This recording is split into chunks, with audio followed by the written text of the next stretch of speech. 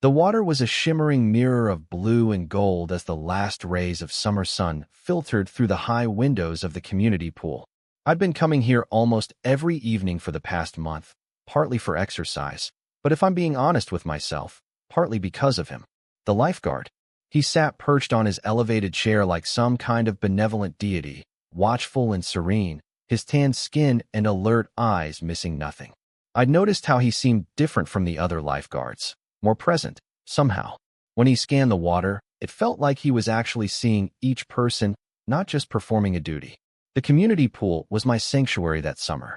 I was 22, home from college, and feeling that peculiar mix of nostalgia and restlessness that comes with returning to a place you've outgrown but still love. The familiar chlorine scent, the echoing acoustics, the cool tile under bare feet. It all reminded me of simpler times, when summer meant freedom without the weight of decisions about the future. That evening, though, something felt different. The usual crowd had thinned earlier than normal, families packing up wet towels and tired children before the dinner hour. The lifeguard, I'd learned his name was Ethan, had been quieter than usual, his whistle hanging and used around his neck. As twilight approached, the overhead lights dimmed automatically, creating an almost otherworldly atmosphere as they reflected off the gently rippling water. I was doing lazy laps, enjoying the rare moment of having almost the entire pool to myself, when I heard his voice echo across the water. "We're closing early tonight." The announcement came with an apologetic smile, but there was something else in his expression I couldn't quite read. The few remaining swimmers groaned but complied, gathering their belongings and heading toward the locker rooms. I lingered, floating on my back and staring up at the ceiling, reluctant to leave this peaceful moment. I expected to hear Ethan's voice again, perhaps more firmly this time, telling me specifically that I needed to exit the pool. Instead, I heard the splash of someone entering the water. Turning, I saw him gliding toward me with effortless strokes. "The pool feels different when it's empty, doesn't it?" he said, treading water a respectful distance away. "Like it belongs just to you." I nodded, surprised by the conversation, but pleased. "Why are you closing early?" I asked, curiosity getting the better of me. He looked around as if sharing a secret.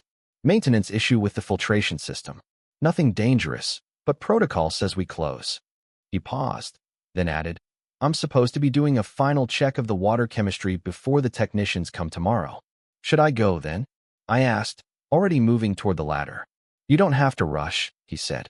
"Actually, I've noticed you swimming. Your form is good, but your breathing pattern could use some work. I could show you if you want." In that moment, I felt a flutter of something. Excitement, nervousness, anticipation. The pool was now completely empty except for us. The water felt warmer somehow, more intimate. The dimmed lights cast soft shadows across the surface, creating pools of darkness and gentle illumination. I hesitated only briefly before nodding. "I'd like that," I said, trying to sound casual despite the sudden acceleration of my heartbeat. Ethan moved closer then, his presence in the water creating gentle waves that lapped against my skin. "It's all about timing," he explained. "Swimming is rhythm as much as strength." He demonstrated a perfect crawl stroke, his body cutting through the water with minimal splash. "See how I turn my head to breathe without breaking the flow?" I attempted to mimic his movement, but my timing was off. Without warning, I felt his hand on my shoulder, steadying me. "May I?" he asked, his voice low. When I nodded, he positioned himself behind me. "Start swimming slowly, and I'll guide your movements." As I began to stroke through the water, I felt his hand slide from my shoulder to my arm, gently correcting my position. His other hand lightly touched my waist, helping me maintain proper alignment. The contact was professional but undeniably electric. The water suddenly seemed charged with possibility. "That's it," he encouraged as I found the rhythm he was teaching. "Feel how your body works with the water, not against it." His hand guided mine through the recovery phase of the stroke, showing me how to reduce resistance. The warmth of his palm against the back of my hand created a contrast to the cool water surrounding us. We continued like this for what felt like both an eternity and mere seconds. The physical instruction gradually evolved into something more like a synchronized swim, our movements becoming harmonious in the dimly lit pool. At some point, the teaching aspect faded, and we were simply two people moving through the water together, connected by touch, and unspoken understanding. Let me explain why this matters. These moments of unexpected connection in our daily lives, we're so often separated from genuine human contact. We interact through screens, maintain professional distances, keep appropriate personal space. But there in the water, those boundaries dissolved. The usual rules seemed suspended in the buoyancy of the moment. The water became a medium not just for swimming, but for communication, a different kind of language expressed through the guidance of his hand on mine, the subtle pressure directing my movements, the trust required to let someone else lead. The water feels different tonight, I said, breaking the silence that had settled between us. We had paused our swimming and were now just floating, facing each other in the deep end of the pool. It does, Ethan agreed. The temperature rises slightly in the evening when the system slows down. Most people don't notice. He was looking at me with an intensity that made me both want to look away and hold his gaze forever. I meant the atmosphere. I clarified, though I suspected he knew that. He smiled then, a genuine expression that transformed his face from handsome to almost heartbreakingly beautiful. I know what you meant. We drifted closer, whether by current or intention, I couldn't tell. The water lapped gently between us, creating a rhythm like breathing. I found myself wondering about him. Who was this person who spent his days watching over others? What did he think about during those long hours of vigilance? Why did you become a lifeguard? I asked, genuinely curious. His expression shifted, becoming more thoughtful. I nearly drowned when I was 11, he said. A lifeguard saved me, changed everything for me. Not just that he saved my life, but how it felt to be seen in a moment of vulnerability and to be helped without judgment.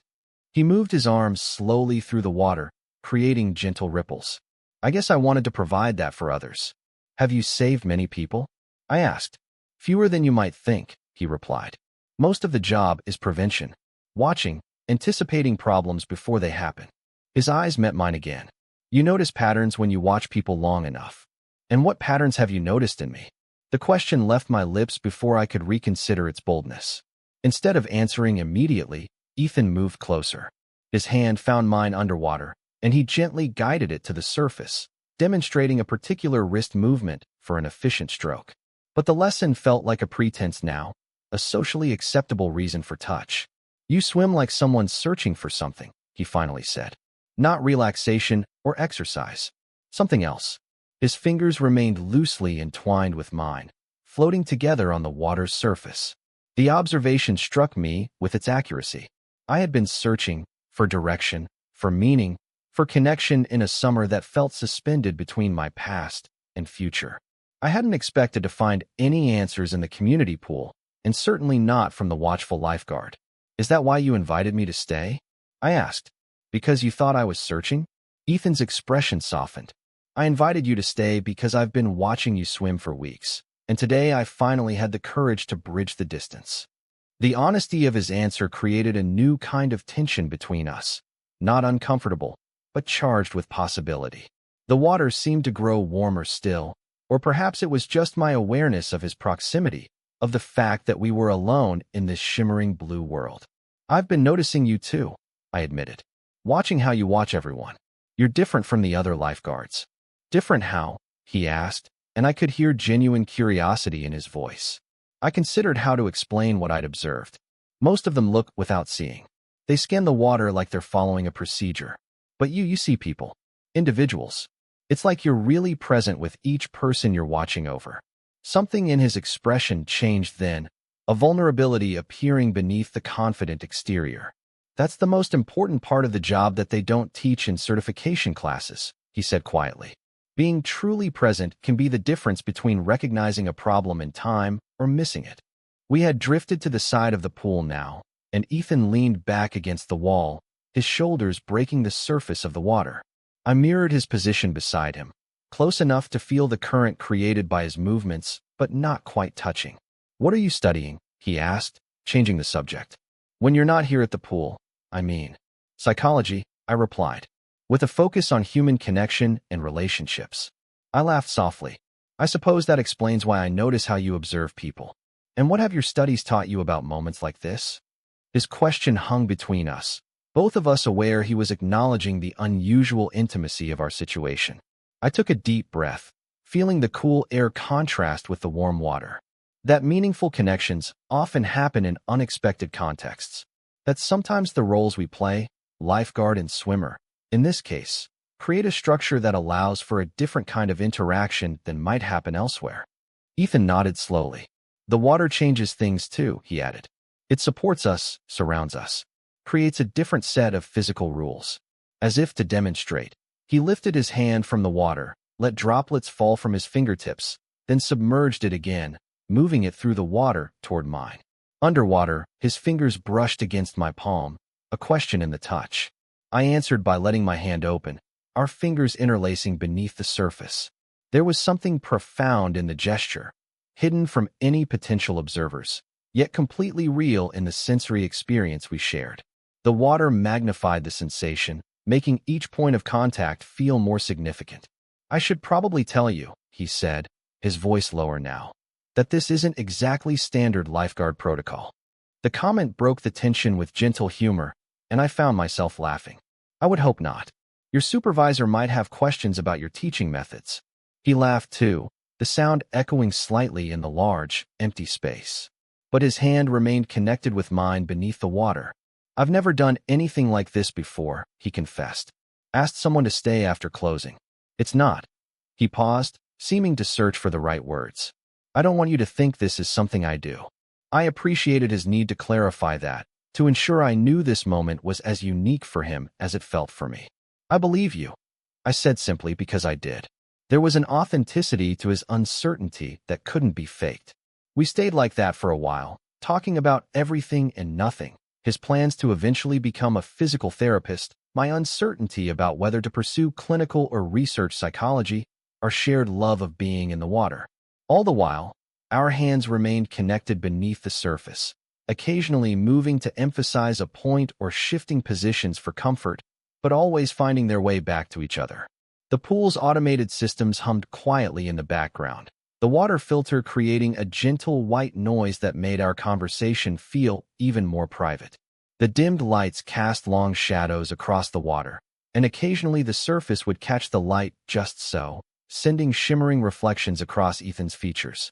I should probably actually check those water chemistry levels, he said eventually, regret evident in his voice.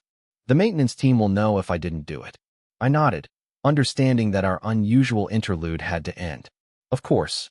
He squeezed my hand once more before releasing it, then pushed off from the wall with athletic grace. Wait here, he asked, and the question contained so many layers. An acknowledgement that something significant had happened between us, a desire to extend our time together, an uncertainty about what came next. I'll wait, I promised. I watched as he pulled himself out of the pool, water streaming from his body as he walked to the small office where the testing equipment was kept. Without him beside me, I had a moment to process what had happened. This unexpected intimacy with someone who had been a distant object of interest just an hour before. The water felt different without him in it, less charged somehow, and I realized how much his presence had transformed the ordinary pool into something magical. When he returned a few minutes later, he was carrying 2 towels. All done, he said, extending one toward me. The chemistry is perfect. I couldn't help but wonder if he was talking about more than just the pool water. Taking the offered towel, I pulled myself up the ladder and out of the pool. Standing on the deck, water puddling around my feet, I felt suddenly self-conscious in a way I hadn't been while we were in the water together. Ethan seemed to sense my shift in comfort. The water creates a different world, doesn't it? He observed, wrapping his own towel around his shoulders. Everything feels possible there. And here? I asked, gesturing to where we stood on solid ground. He looked at me thoughtfully. Here, we have to decide what parts of that possibility we want to bring with us. The statement hung between us, neither of us immediately sure how to bridge the gap between the magical connection we'd experienced in the water and the conventional reality we now faced. I'm here most evenings, he finally said. Same schedule for the rest of the summer. I recognized the statement for what it was, not a commitment or a demand, but an open door. An acknowledgement that whatever had happened between us didn't have to end just because we'd left the water. I usually swim in the evenings, I replied with a small smile. Same schedule for the rest of the summer. His answering smile was warm with understanding. We had found a way to acknowledge what had happened without forcing it into definitions or expectations. As we walked toward the locker rooms, our wet feet leaving temporary imprints on the tile floor, I felt a sense of possibility that extended beyond this single evening. At the entrance to the women's locker room, we paused. "Thank you for the swimming lesson," I said, the words inadequate for what had actually transpired between us. "Thank you for staying," he replied simply. As I changed back into dry clothes, I replayed the evening in my mind. The dimmed lights, the warm water, the way his hand had guided mine. Whatever happened next, I knew I would remember this night as one of those rare moments when the ordinary world transforms, revealing the extraordinary connections possible between two people who choose to truly see each other. The lifeguard had closed the pool early, but in doing so, had opened something else entirely, something I was eager to explore, one evening swim at a time. Total _char_count, 13,845.